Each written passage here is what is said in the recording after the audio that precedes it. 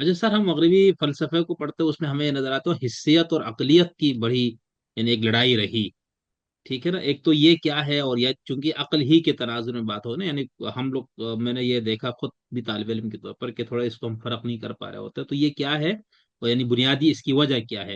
اور وہاں پر پھر ہم یہ دیکھتے کہ 14ویں 15ویں صدی میں جب سائنس کو عروج ملنا شروع ہوا، تو فلسفہ اور سائنس نے بھی بہت جھگڑا. یہاں تک کہ ہم نے پڑھا کہ سائنسدانوں نے فلسفیوں کو بھی یعنی انبیاء کی طرح، جس طرح ان کو کہا جاتا تھا پاگل ہے نفسیاتی، تو اس طرح انہوں نے فلسفیوں کے بارے میں کہا یہ بیٹھے ہوئے تجرد کیا کہتے ہیں، تجریدات کی دنیا میں اور بڑے مسائل حل کر رہے. تو یہ کیا ایسا ہوا، تو اس کی کیا وجہ ہے. اور تیسرا یہ کہ سائنس اور فلسفے میں عقل کیا ہے. سائنس میں عقل کیا ہے، اور فلسفیانہ تصور میں، یعنی ہم ابھی سیکولر تصور کی بات کریں گے، سیکولر فلسفہ. آپ بڑا ماشاءاللہ جامع سا سوال بنا لیتے ہیں جو ملٹی ڈائمینشنل ہوتا ہے. بس میں نے کہا آپ سے جتنا جواب ہو دینے سکے. والے کے بھی وہ ٹیسٹ کرتا ہے اسے. اچھا دیکھیں، یہ جو عقلیت پسندی اور حسیت پسندی کی جو ڈبیٹ ہے وہ یہی بحث تھی کہ علم کی سیکیور فاؤنڈیشن کیا ہے. جب میں یہ رائے رکھتا ہوں کہ میں حقائق کا ادراک رکھتا ہوں، تو حقائق کا وہ کون سا ادراک ہے جس کے بارے میں یہ کہہ سکتا ہوں کہ ان پہ شک نہیں ہوگا. یعنی یہ دا موسٹ جی سیکیور فاؤنڈیشن آف نالج. وہ جو عقلیت پسند مفکرین تھے، جن کو ریشنلسٹ کہتے تھے، ان کا کہنا تھا کہ یہ جو انیٹ آئیڈیاز ہوتے ہیں نا انسان کے، بالکل بنیادی تصورات، جن کو میں نے بعض علوم ضروریہ کہا، ان کا قبل خیال یہ ہے کہ تجربی. انسان بدیہی ضروری نہیں ہے کہ ان کے اندر وہ یہ ساری چیزیں شامل کریں جن کو میں نے علوم ضروریہ کہا. صحیح میں یہ کہہ رہا ہوں صحیح. انیٹ آئیڈیاز کا مطلب یہ ہے کہ انسان کچھ حقائق کا ادراک فطری طور پر لے کر پیدا ہوتا ہے.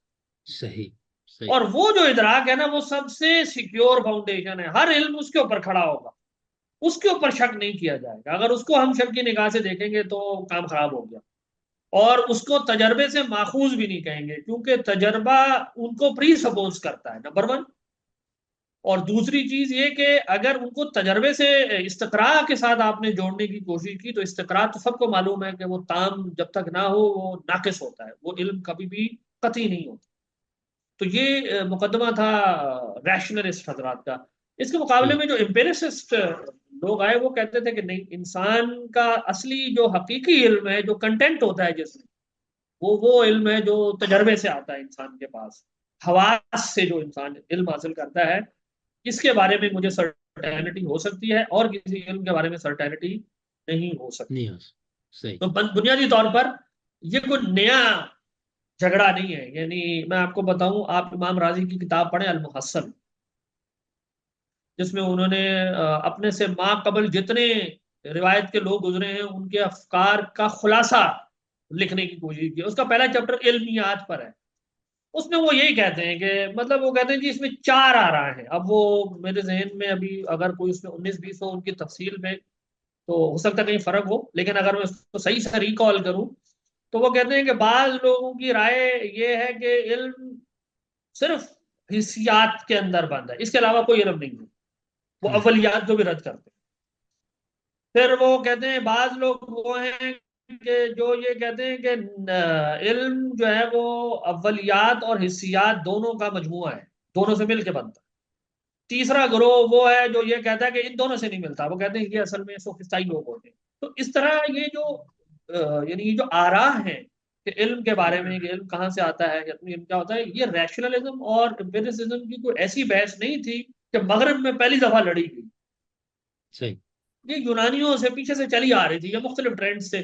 آپ بس یہ کہہ سکتے ہیں کہ انہوں نے اپنے معاشرے میں جب ان کے سامنے وہ پرابلم آیا تو اپنے طریقے سے دیکھا، کچھ اپنے طریقے سے دلائل قائم کیے، کچھ اپنے طریقے سے سولوشنز قائم کرنے کی کوشش کی. جیسے کہ کانٹ نے، ایک بڑے آدمی تھے، انہوں نے کچھ سولوشن قائم کیے.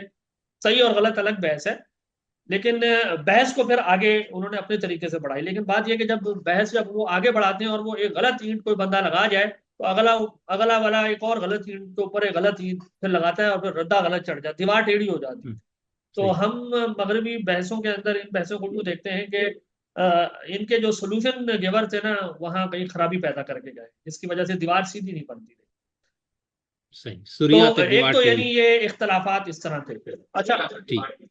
دوسری چیز آپ نے اپنے سوال کے اندر یہ پوچھی کہ آگے چل کے مغرب میں جب سائنٹزم آئی ہے تو اس نے پھر میٹا فزکس کا انکار کرنا شروع کیا. تو اور یہ بات ٹھیک ہے، بالخصوص جو لاجیکل پازیٹیوسٹ جو 20ویں صدی کے اندر ایک پوری ٹریڈیشن گزری ہے، ان کا یہی کہنا تھا کہ علم بس وہ ہے جو حواس سے ویریفائیبل۔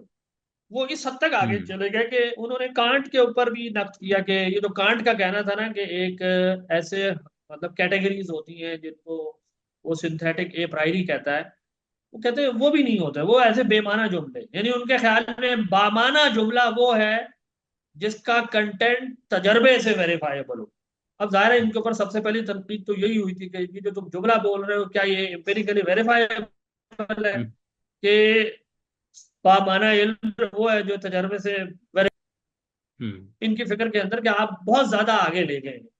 تو ان صحیح ان لوگوں نے پھر آ کے میٹا فزکس کا مذاق اڑانے والی کیفیت اور یہ ساری چیزیں ان کے اندر تھی، لیکن یہ نہ چلنے والی بات تھی اور نہ چلی۔ لیکن بات یہ کہ غلط فکر بھی ہو، وہ اپنے انڈے بچے دے کر جو ہے وہ اپنے ساتھی کچھ پیدا کر لیتی ہے، کچھ ذہین لوگوں کو متاثر کر لیتی ہے۔ یعنی آپ سوچیں گے یعنی آپ کیسی ہی فکر رکھیں، کچھ لوگ آپ کے ساتھ چل پڑتے ہیں اور وہ اگر انفلوئنشل ہو وہ بالکل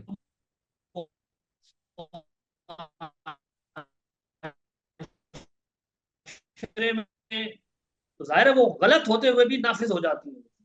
تو افکار کے اندر یعنی یہ ہمیشہ امکان موجود ہوتا ہے۔ باقی رہی فلسفی آف سائنس کے اندر، لیکن فلسفی آف سائنس بذات خود ایک فلسفے کی برانچ ہے۔ تو سائنس کیسے فنکشن کر بارے میں کئی طریقے سے باتیں کی ہیں۔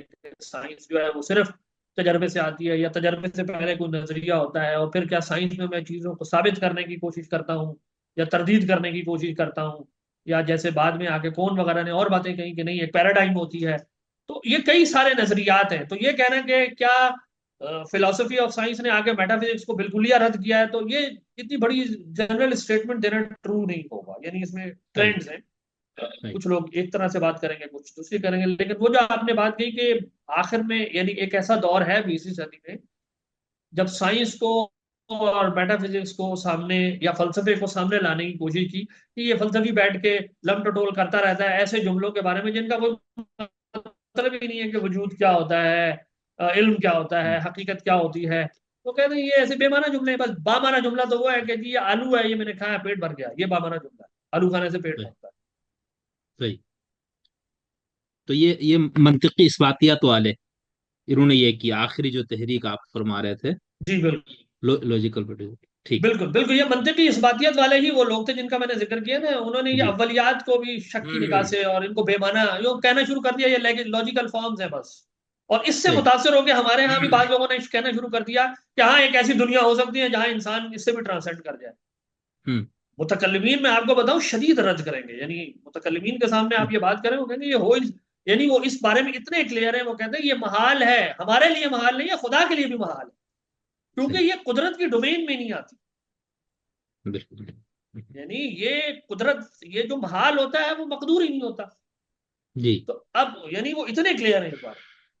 صحیح ٹھیک۔ اچھا سر بہت شکریہ، یہ کچھ تھوڑا سا میں نے سوچا تھا کہ بنیادی اور تھوڑی سی تمہیدی والی گفتگو عقل سے متعلق ایک جرنل